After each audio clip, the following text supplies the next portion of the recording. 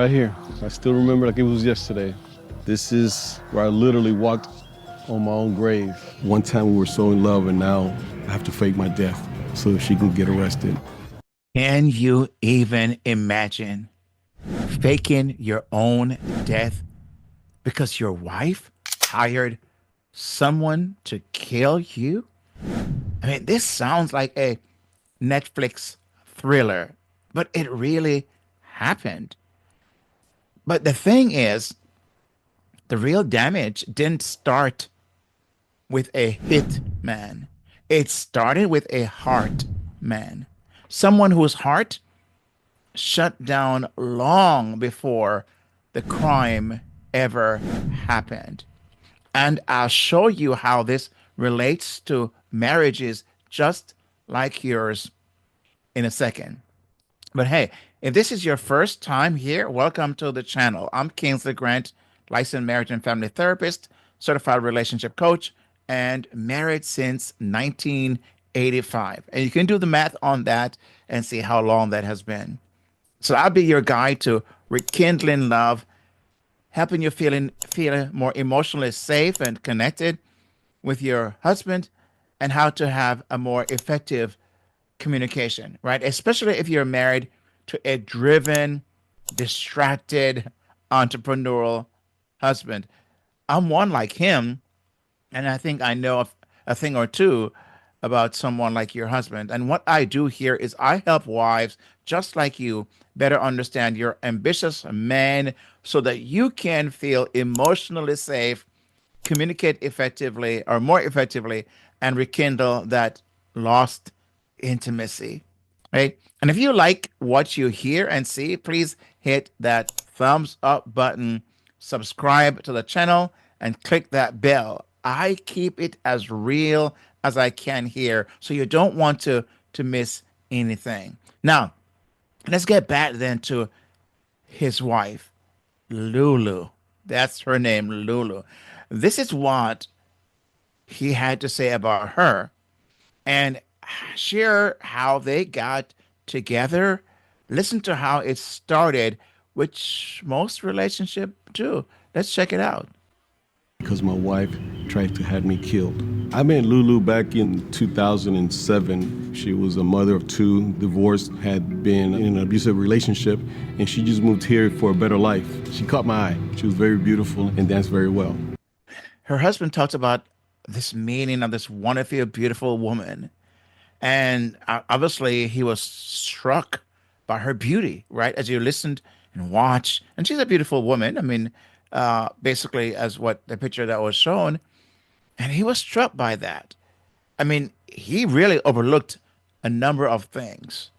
And you remember what he said her mom whispered to him in his ears, right? And she said, now she's your trouble. What, a mom saying that? I think that is room for, let me pause. I would be curious. I would love to go back if I was him. I would want to go and ask her mom, what did you truly mean by that? What do I need to know that I don't know? Now, so did you catch all of that? Sometimes the red flags are waving early, right?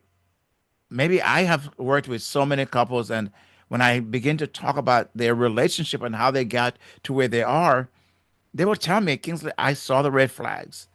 I ignored the red flags. And how many people do that, right? Maybe you have. Maybe that's where you are today in your own marriage, right? What happens is we just don't want to see them. We don't want to see them, and we don't want anybody to tell us about them because we're overlooking them. And we're thinking, oh, you know what? That will change, right? Love, as they say, is blind. Sometimes it is, right? Sometimes it's not. But in moments like this, love can truly be blind. This woman came into the relationship with baggage, right? Wounds, maybe even unresolved trauma because she have had a past as he talked about. And rather than healing, as some people don't do, they have this rebounding relationship from one marriage to another, one relationship to another. And instead of healing, she buried it. And that buried pain turned into blame. And that blame turned into bitterness. Now, there, I'm sure, is a number of things that we are not going to be able to know based upon the clips we're watching. But I can imagine based upon my experience as being married for almost 40 years, as I mentioned, as of this recording, but also the multiple thousands of people I've worked with in the last 2 decades. I have seen this movie before, or type, not this, but similar, right? Similar backdrops, what has been going on in relationships. And so what started as attraction slowly turned into detraction, pulling away from each other emotionally until one day, to one day, they were sitting across on two different sides of the marriage, and the husband was maybe unaware. I don't think he was fully unaware, as we'll see in watching further clips, that he was unaware of what was happening. There was obviously some signs, right? And now they were almost like adversaries, enemies. Well, I'm not sure he saw her as that, but maybe she saw him as someone that she needed. Well, I'm not going to get ahead myself. You're going to see in a few moments what she thought she needed to do. Now, what causes a person to go from I do to I'll destroy you? How does that happen? I mean, I would love to hear your thoughts. I know I've seen it, so I'm not going to say it's not possible. I've seen it, and that's why the divorce rate is what it is, right? Because people have gone from I do to whatever else I no longer do kind of thing, right? So it starts with disconnection. It starts with feeling unloved, unseen, unsafe, not supported. All of these things that I talk about on this channel, it starts there. And it slowly erosion began to take place. And if it's not addressed, if something is not being done, if it's been ignored and ignored, it's only for so long that this ignoring can take place. If you watched my last video, right, where you saw, hopefully you did, where this one woman talked about how she began to be friends with her husband, friend, and one thing led to another. You can watch the video; it's right here. Right? You can watch that for yourself because it's really a very slippery slope, and it happens gradually. Gradually. So, would you agree that with what I've just said? Would you agree that these things do happen over time? What's your thoughts on that? Have they happened in your own marriage? Have you seen it happen in close relationships? And what's your thought, right? We do have some insights on the state of this couple's marriage. Things were not good. It got to the point where the husband was thinking they needed to divorce. And I wonder if that was what sparked her diabolical planning and plotting. I wonder where it started, but I don't think it happened overnight, right? This is how he describes what took place. Let's listen to what he had to say. Called me, and I thought he was joking because he said, hey, you call me Pops, hey, Pops. This lady, she wants to kill you. And I said, what are you talking about? Talking about Lulu. She wants to kill you, and then on top of that, right after that conversation I had with Mundo, I had to go home and see this lady, knowing that she wanted to kill me. Our plan was to get enough information to take to the police. And that's where it all started. Now, thank God someone overheard a conversation and reached out to him to tell him what was being planned. Here's what I do know. And I don't know this husband's relationship with God, but I know that God has a way of taking what's hidden in the dark and making known. God has a way, if we are sensitive to God and being in a close relationship with Him, it just so happened, right? It just so happened. I don't think it's just so happened. I believe God, and again, I don't know his relationship, but I've seen it where God will sometimes bring these things to the light. So however it came about, I thank God it did. Now, when I watched that as you did, this part hit me hard.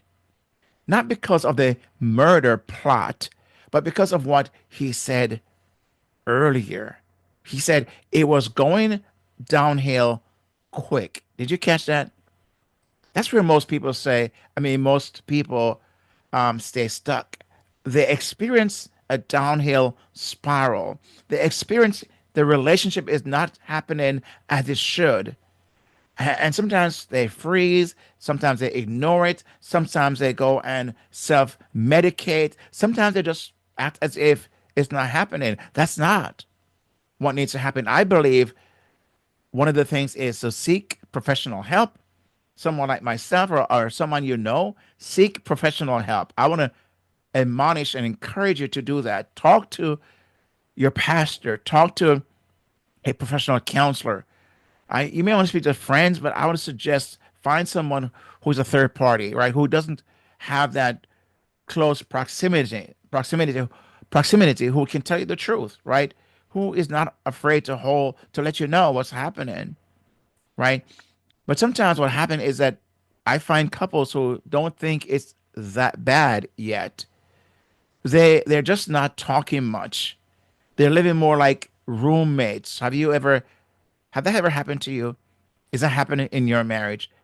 Do you know anything of this kind? Or maybe you saw that growing up in your own home.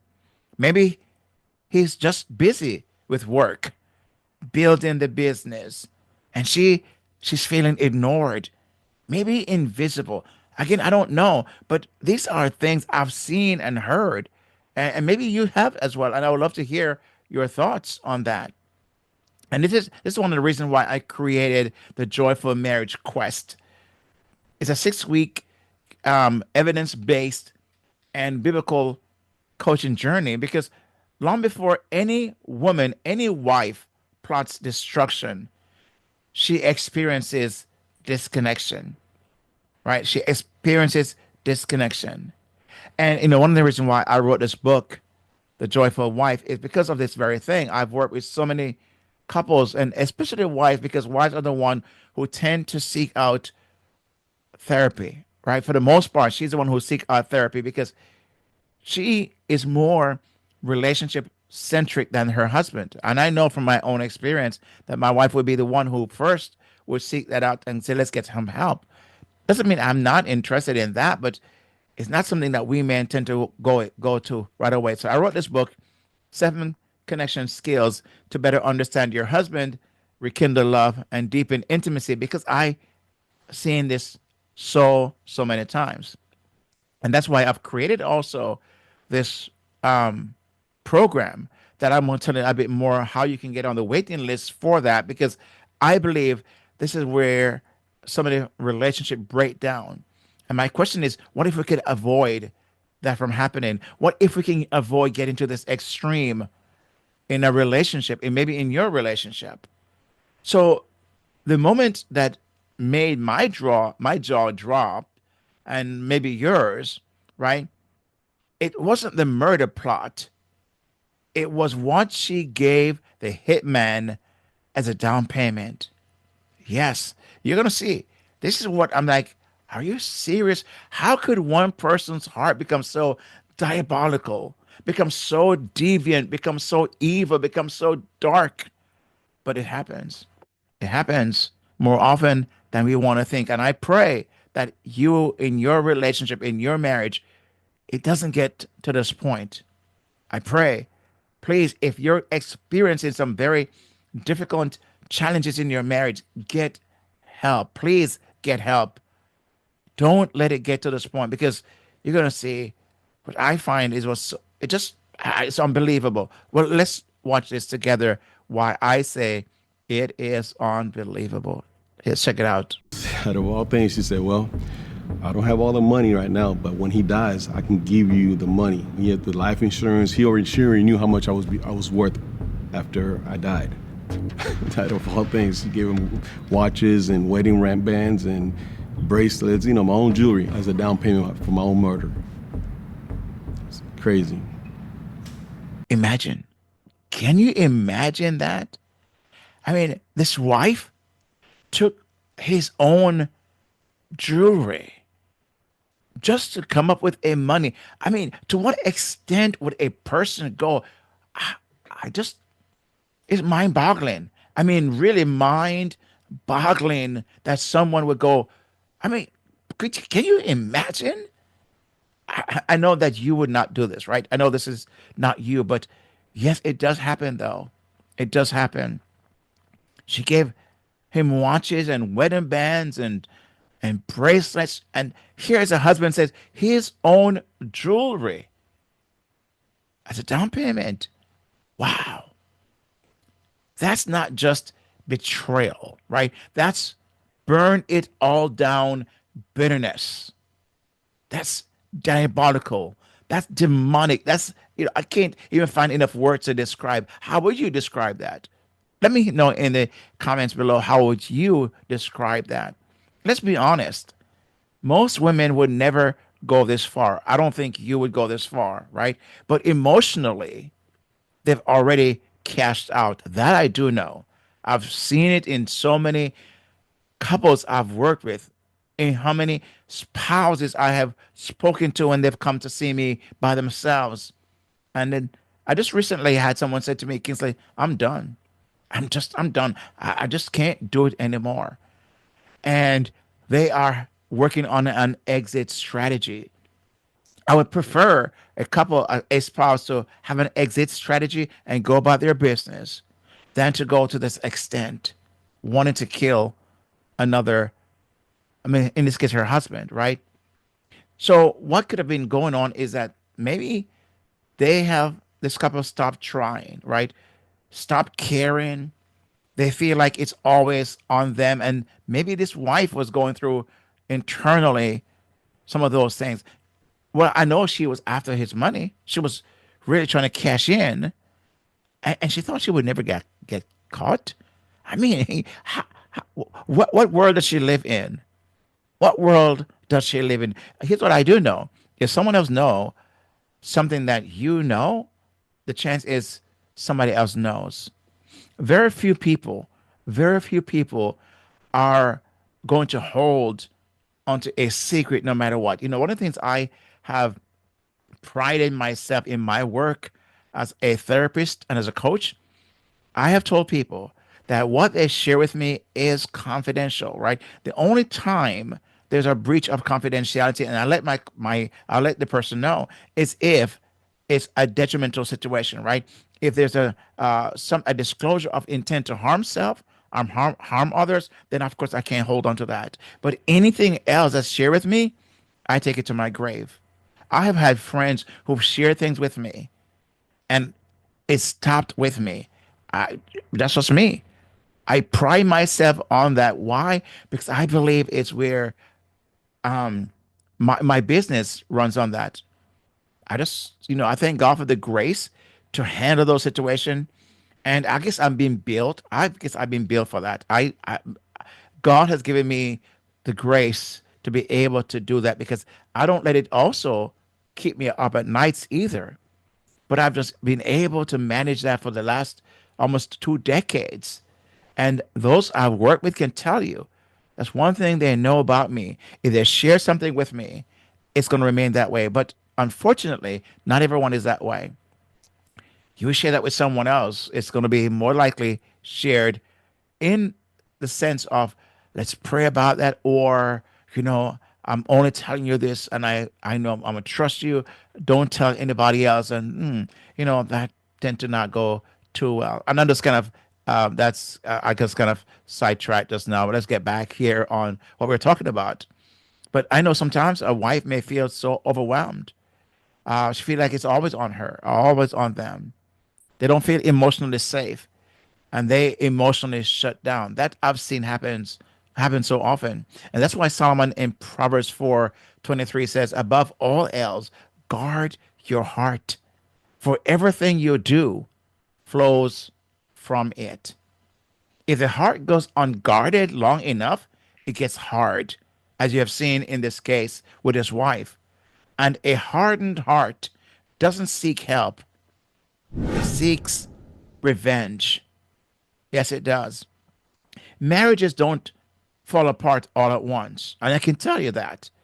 I know if we have not worked, my wife and I have not worked on our marriage, it could have fallen apart. But I can tell you, it would not have fallen apart all at once. It would have taken a series of events over time. And we have had situations where it could have fallen apart. But thanks be to God for his grace and his mercy and his kindness to us, but also getting help from other people have preserved us and kept us for 40 years and counting. Marriages fall apart one missed moment at a time. A quiet resentment here, a harsh word there, a deep sigh that says, "You don't see me anymore," right? I know Lula's story is extreme, yes, but emotional disconnection, that's something many couples, maybe you, quietly suffer through. Proverbs 14, verse 1 also says, "The wise woman builds her house, but with her own hands, the foolish one tears hers down." This is what Lola was doing. Again, I'm not putting all the blame on her because obviously there was something going on. We don't know, but we're just sharing the extreme of what this wife went to. She was willing to tear down everything, everything, just because of greed. The Bible says the love of money is a root of all evil. Not money, the love of money is a root of all evil. And we see that here, case in point. The hard truth, when emotional distance goes unchecked, destruction follows. Now, here is a moment that his husband says still haunts him to this day. Let's watch what he says. It's a moment that has been branded on his mind and he just can't shake it. Let's watch together. She paid him the rest of the money. Tengo mil. And I get upset about how Lulu reacted when when the officer showed her the picture of me dead. No se levanta ya. She started laughing and raising her hands, and I tell people like she hit the lotto. This is her big shot. After I've seen the video hundreds of times, it's just still difficult for me to see because he brings back so many bad memories. Imagine she started laughing and raising her hands. Like the husband says, what descriptive way? He said, like she hit the lotto. Wow. Again, I mean, I'm at a loss for words. A wife would do that to her husband? I mean, her heart must have gotten so dark and cold. And I would say diabolical. I keep on using that word because I don't know how else to describe it. How would you describe it? That she would go this low. Can you believe that? How cold hearted and how evil can one become to be reacting like this? He said, that clip haunts me too. What about you? Let me know. Let me know in the comments below. See, I've heard versions of this kind of story from wives I've counseled for nearly 2 decades, right? Not in Hitman, but in the emotional shutdown, the cut-in words, the cold bedroom, the passive aggressive texts, the sarcasm, the shouting, the name calling, the gaslighting, even people would say the narcissism. I've heard that. I've seen couples reeling from their own relationship in situations like that. But here's what I know. If nothing changes, nothing changes. I also know that marriages that is exposed to this kind of toxic environment will not last long, and the chance of irreparable damage occurring is highly likely. Would you agree? I've seen it so often, and so many couples I've seen the pain of going through relationships like this. Maybe you are as you're watching this.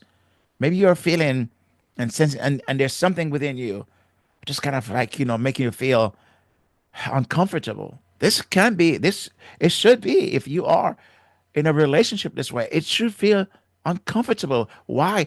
It's not because I want to make you uncomfortable. I want to stir some things within you so you can get some help.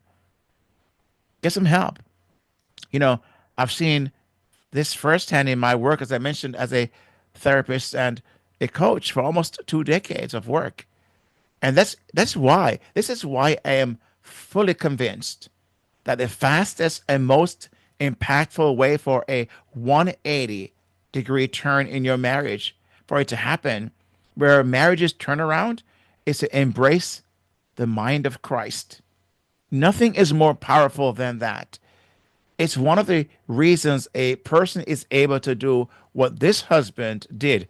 Now, I don't know if he was a spiritual person or not, or if he embraced the mind of Christ, but he sure acted like he did, right? He sure acted like he did. And here is one of the thing that truly made me feel as if he, some degree, for some reason, had a mind of Christ because of this decision that he made. This is really an interesting paradox at switch pivot. But here's let him share with you what after all of this, what he did. Let's watch how he chose to respond to this betrayal. Let's watch.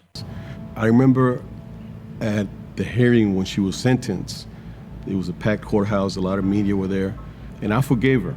It was just a release of all of that pressure, and I walked away. And she never looked at me once. The reason I'm sitting here talking to you is because of the decision that Mundo took. And I will forever be in debt to Mundo for saving my life.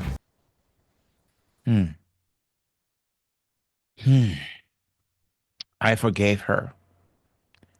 You notice what he said, why he forgave her? It's interesting that, as I mentioned before, forgiveness is not just for the other person, but also for you. Most importantly, for you, the offender. I mean, the offendee, right? You're offended. He chose to forgive. That's powerful, wouldn't you say? But most marriages don't need to end in murder or even divorce, right? Forgiveness is powerful. But let me be real with you. I don't want your marriage to get to that point. I don't. That's why I tell couples many times, the reason why I work with couples, if I did not believe that marriages could be turned around and restored and reconciliation could occur, I would not be doing my work for almost 2 decades. I've seen it firsthand. I've seen some who have gone through and divorce because sometimes a divorce is just going to happen. And maybe sometimes, in some instances, is the best situation. You know, God hates divorce. I want to say that. But Jesus said there's a reason why divorce occurs. He said because of the hardness of a heart, right? And there are other reasons given as well. Not a whole lot, not a whole lot. Just want to make sure that I state that. But I don't want your marriage to get to that point. And that's why inside the Joyful Marriage Quest, I walk you through the exact steps to rebuild connection, open communication, and create safety emotionally and spiritually and physically in your marriage. Because when your heart feels seen, you don't shut down, right? You open up. There's hope when we act before things go too far. And that's why I believe this man, this husband, truly did the right thing. He forgave her, released her, because he didn't want his heart to be in this arrested stage, right? Our state. He wanted to be free. And freedom comes through forgiveness. He said, Kingsley, I could never have forgiven someone like that. Well, that's why I said embracing the mind of Christ is the fastest and most impactful way. Without that, I get it. I get it. Because God forgave me. Who am I not to forgive? If God forgive me of so much, I can't but forgive others. And I hope that's true of you as well. You know, in the Joyful Marriage Quest, a 6 week, I mentioned evidence-based and biblical coaching journey, you'll get tools and insights into how to get your emotional needs met, be heard and valued, rekindle intimacy, even with a distracted, entrepreneurial, busy husband like yours, right? And so you might not be in a murder plot, but emotional damage can be just as deadly. So if you're tired of walking on eggshells, feeling alone, trying to fix things on your own, you don't have it to do it anymore. Really, you don't have to do that anymore. So if you're ready to stop walking on emotional eggshells, so you can change the dynamic of your marriage, so we don't have to have what we have watched here today and be moved by, right? And again, I don't think you would go that far because you would not be watching this, but I know some people do. I want you to join the wait list, or register for the next live webinar that I'll be doing at buildyourhappiermarriage.com/waitlist. Buildyourhappiermarriage.com/waitlist before your marriage ends emotionally. Even if no one calls a hitman. This is your roadmap to feeling emotionally safe, communicating effectively, and rekindling connection without losing yourself in the process, right? This is what I want to call you to. This, because this is the webinar I share with you. I just want you to get a chance to feel and get to know me a little bit more before you trust me with the 6 week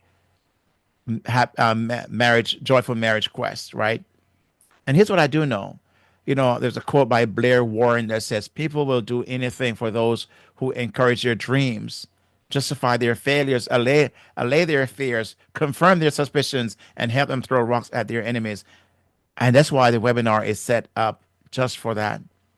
Let's throw some rocks at the old way of doing marriage and build something joyful instead. So join me, and get on the wait list for this upcoming webinar where I'll help you manage your own situation so you don't end up with this extreme, which I don't think you would end up with this extreme, but even to consider divorce, right? Doesn't mean you may not have considered it because you are frustrated and you don't know what else to do. That's what I want to help you with. And that's why I want you to get on the wait list at buildyourhappiermarriage.com/waitlist, right? Get on that even now. And also, if you did not subscribe yet, now you see the reason to subscribe to this channel, right? I keep it real and raw, and I just tell you as it is. So hit the subscribe button, hit that like button, and make sure you comment and let me know your thoughts on this. Hit the notification bell to be notified as well. If you want to have a conversation with me, you could DM me at Kingsley Grant on Instagram, right? Or any other platform that you see this or you can connect with me. Just DM me and we can have a conversation. And all the links you mentioned will be in the description below, but also the credit for this video will be also in the description below so you can know that where this came from, right? I want you to make sure I give credit where credit is due. And so I want to say thank you for taking time to watch this video. Let me hear from you, and don't make sure you watch this other video you'll see right here that pops up right soon. Watch this other video. I think will also be helpful to you. So with that said, my friend, thank you for being here. God bless you. May you experience his peace, his love, his joy, both now and forever. God bless you, and I'll see you on the next video. Peace out. God bless.